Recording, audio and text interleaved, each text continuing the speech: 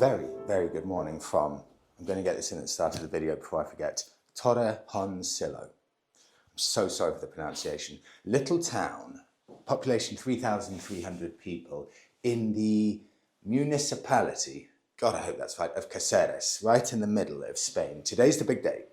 We're heading, finally, and we're going to make it across to Morocco, assuming all goes well. Monica, take a look out there. If you go and look at that view, wait there, look at me to the right-hand side. I'll just give you a little viewpoint here. This is the outskirts of the town. Just take a look over there at that hill. It looks like something from an oil painting. I love these tiny little streets, and it's so higgledy-piggledy. You can see an old stone outline here with old doorways that have been half knocked down and little bits added to it. It's just so beautifully traditional. So the plan today is, and in a second I'll show you the rest of this, which is a lovely spot, £58 a night. Look at that cat. Can you see? Yes, this has happened again, Monica, hasn't it? Yeah. You're far more interested in the cats than my talking. There's also a black cat there if you want to get that in the video as well. So it's a village with a decent cat population. Our plan today, after looking at the cats, if we have time to do any driving, will be 5 hours and 300 miles directly south to the port town of Tarifa. We haven't booked a ferry yet, purely because I don't want to miss the ferry in case there's traffic. So I think we're going to book the ferry about 2 hours before we actually arrive. So this is the town that I've already forgotten the name of. I'll show you the rest of the apartment now.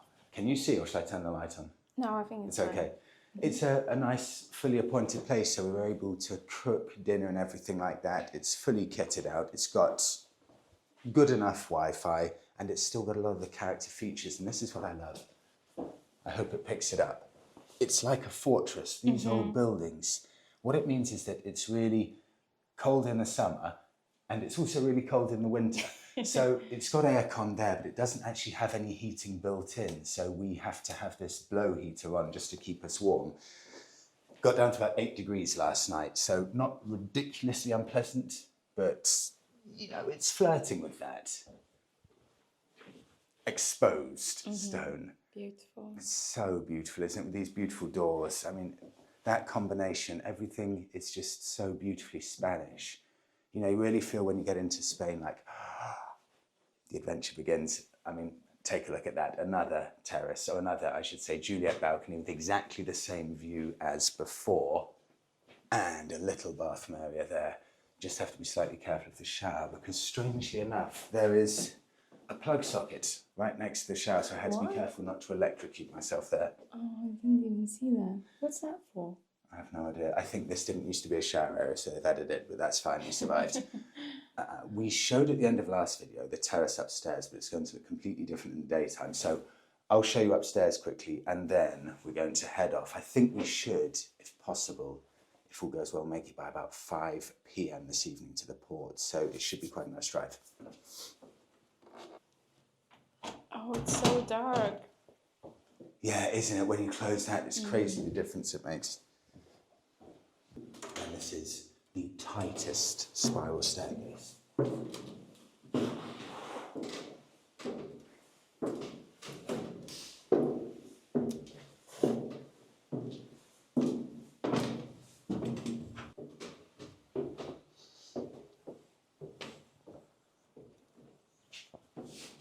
It's a shame because it was sunny just like 10 minutes ago. I tell you what, you're right, it was, but take a look at the mist sitting on that. Oh, yeah. Oh, wow. That side of the hillside, that. And the terracotta tiles with the white painted houses. So, so beautifully Spanish. And we've got everything. Everything Spanish here. Take a look at this. 3 things. Those classic Spanish style church towers there. Number 2, Spain's love of ham. Look at that. A leg of cow here. And that's where you pick up your legs of... Doesn't sound like leg of cow. I can't remember how you say it, but you know what I mean. The Spanish absolutely love that. And thirdly, it's a lovely little village, and you've got the Christmas banners here, but it's got a much stronger religious element that we often get, for example, in the UK. So lots of pictures, posters of baby Jesus and stuff like that on one in every 4 houses dotted along. It's really interesting. It's a lovely, lovely little village. Probably town in reality, 3,000 people, but very nice place to have a coffee before hitting the road.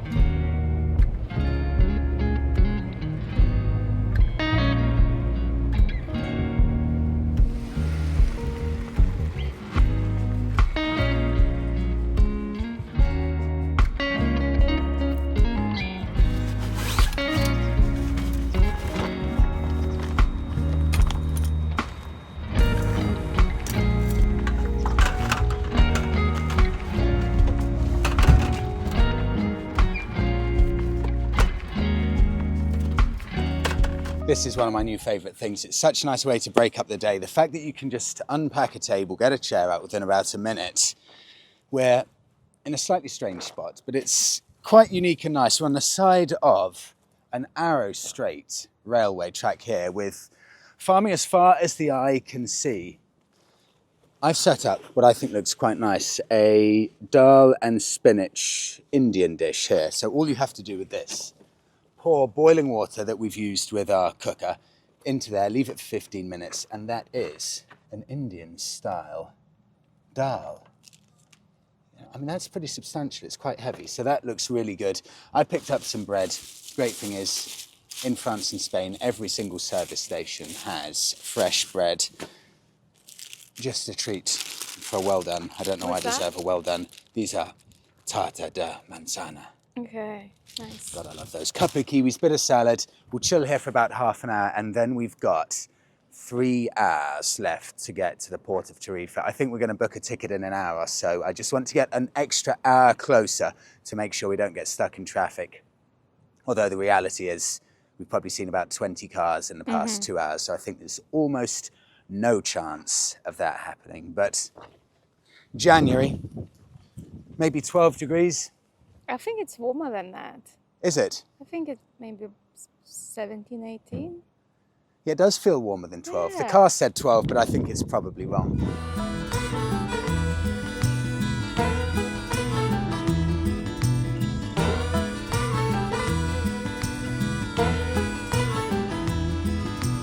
Trouble, stay away from my door. Trouble, stay away from my door. Trouble, come back, don't come around no more.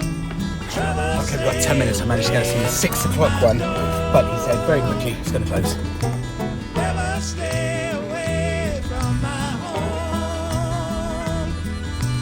Never stay away from my home.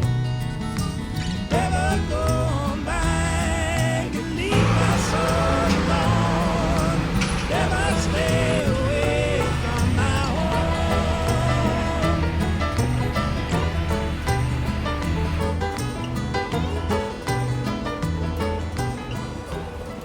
Things got a little bit ugly downstairs. There are a couple of members of staff who are beckoning you forward and trying to get you into the tightest gaps. I mean, it's about 2 centimetres between your rear view mirrors or your side mirrors and the side of the ship or the car next to you. They do not waste even a centimetre on this ship. And the turning circle is really bad on the Jeep. Yeah, turning circle's appalling. So there was a miscommunication between myself and one of the members of staff here. He was saying, watch me 100% and trust me. I didn't understand this, so I was trying to maneuver myself, and I was saying, look, the turning circle's tiny, and he was like, watch me, watch me. Anyway, things got so heated, he ended up storming off, refused to help me maneuver, and then one of his colleagues had to come over, finish the process. Was it 50-50? Yes, he was rude and you got angry. Yes. Yeah. There's a common theme here. I do often get in these situations, so probably there's an issue here, I admit, but I think that was about 50-50. Anyway. It reminded me of the situation in France with the Frenchman at the petrol station. Hey. It's on this side. Et alors, What? eh ben là-bas, What, on this side? là-bas, eh oui. Oh, bleu, il casse les pieds. Hey! That extremely rude Frenchman who shouted at me. Then my initial reaction if someone talks badly is to shout back, and then no one wins at all in these situations. So yes, maybe partly my fault. But anyway, we parked up here, and then the next problem occurred. We didn't bring a pen. This is a really unique thing. Passport control, Monica, if you pan over there, this is the only bit of travelling I have ever done where passport control is on a boat. So when you get to the port, they give you these pieces of paper, one each.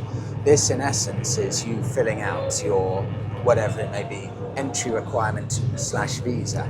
You then have to queue up in this passport control and they will stamp your passport, and you cannot get off the boat until that's done. They also don't provide pens, so if you don't bring a pen, you have to go around asking people desperately for a pen. Again, otherwise you won't get off the boat. One bit of success we did have is that I didn't book a ferry. I thought, look, let's just get to the port and see what happens. So that's why I was running, sprinting over to the Jeep, because you go into the ticket office, free parking for about half an hour. So park up into the ticket office, then you can see all of the times of the different ferries, and you can just pick the soonest ferry. So I picked a ferry that was leaving in 30 minutes. And on top of that, on top of not wasting a minute, it's 10 euros cheaper actually going to the ticket office to book. So there really is no point pre-booking at all. Just turn up, pick the soonest ferry you possibly can. You waste no time, you don't have to go online and try and find a ticket and guess what time you're going to be there. It all works extremely well. And finally, Monica, say goodbye to Europe.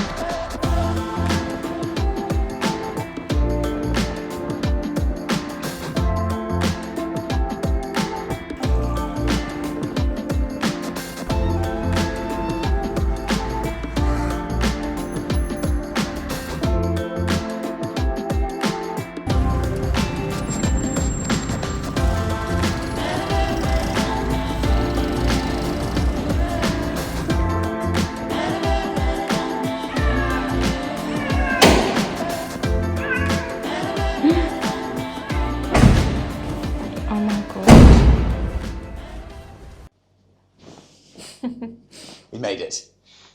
3 days, 1,600 miles, and the first bit, mission accomplished. I wanted to get to Africa in 3 days. I'll be completely honest. It's just started to take its toll. 3 big days driving, and every single day you feel a little more tired. So I feel like today or tomorrow morning will be the first morning where no alarm set. Just wake up at any time, have a little bit more time to relax and chill out. But we made it. I'm back to Morocco. For me personally, it's funny that the way you build a connection with places. I had exactly the same Goa in India, where I just felt an affinity to the place, and the same with Morocco. I love the people, I love the country. I feel connected to it in a way I can't really explain, but the people here in Tangier, so full of life and personality and enthusiasm. Maybe in your previous life you lived in Morocco or India. I always think that. I was either Moroccan or Goan in a previous life. They're just so full of life, the people.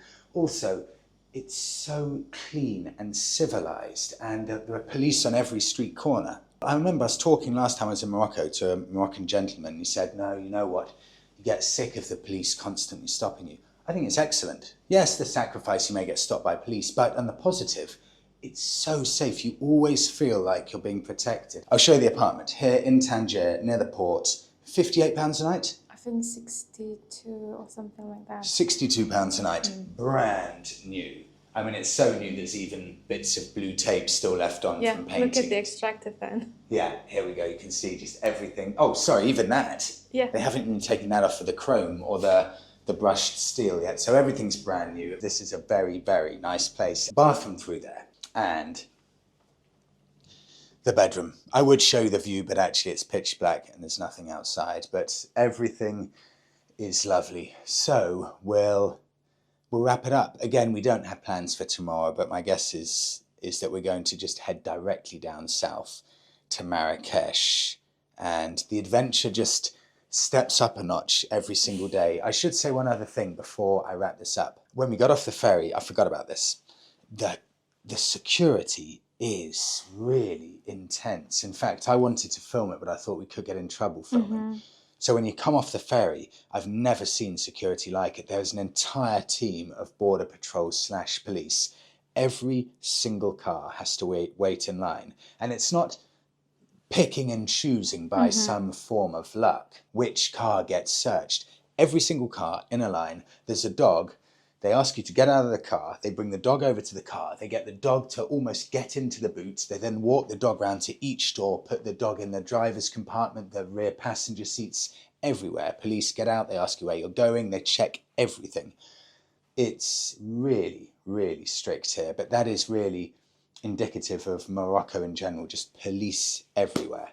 I feel over the moon. I cannot tell you how happy I am to be back in Morocco. So we'll wrap it up there. Thank you so much, everyone, for watching. See you all in the next one.